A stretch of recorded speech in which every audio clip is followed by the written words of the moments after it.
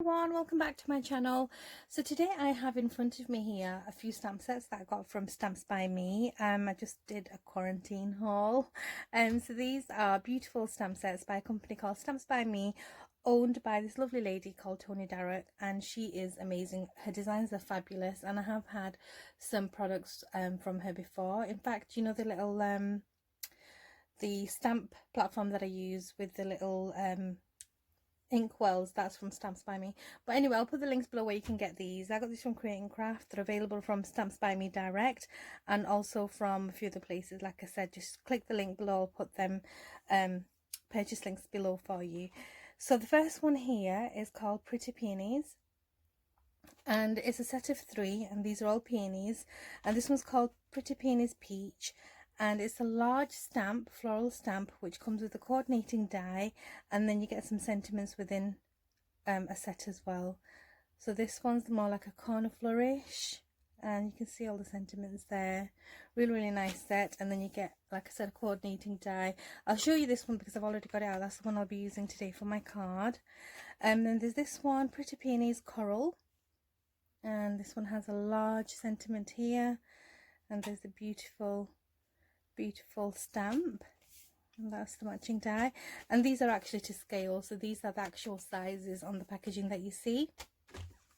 And then this one, which I'll be using, is Pretty Peonies Pink, and you can see the sentiments there, and it's just a really large floral image. And this one, I've got it out, I'll show you. This is the stamp sheet. So it is, yeah, it's exactly to size. And then I've got the sentiments, and then this is the coordinating die, which you can cut your stamped image out of. I won't be using the die today, I'll just be using the stamp. So let's get started making a quick and pretty card. So I've got out here my Tim Holtz stamping platform, which I'll be using to stamp that beautiful floral image.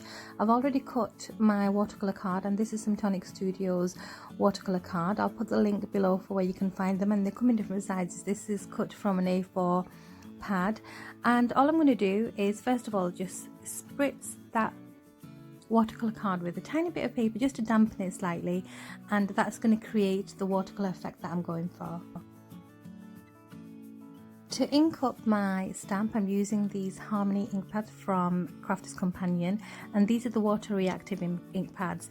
And what I'm doing is just directly stamping on to the actual stamp with the colours in different areas. So I've got the pink in one area, the blue in another, the green in one area. So it's just random placement of colour, and that should give me a really beautiful coloured image. So you can see there, because the water's already down, it creates a beautiful, like almost like a subtle splatter effect. And I'm just going to go in with the colour that I've missed a few spots on here.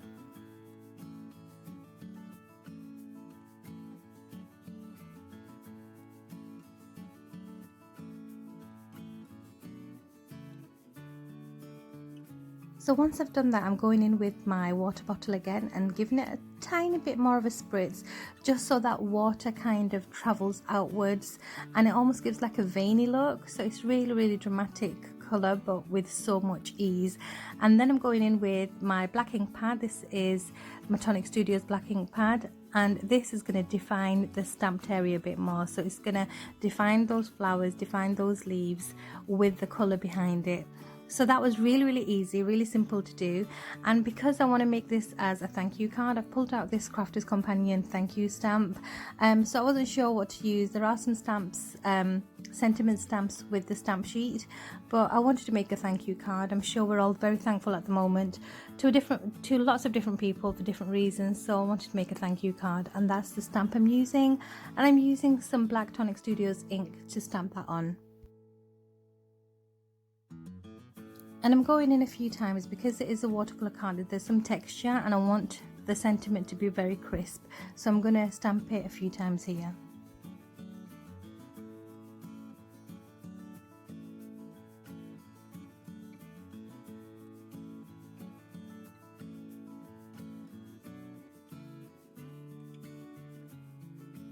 So once that piece has dried, I have actually prepped a mat for the card. So it's a DL card, and I've got some black lightweight card here that's going to create a slight black frame around my floral image, and I'm just putting it down with some double-sided tape, and it's going to create a beautiful landscape card. So that's just going to go on flat without any dimension. I'm not going to add too much dimension because it's going to go in an envelope, this card. So that's going to go down, and on top of that I'm going to add my beautiful watercolored floral piece here.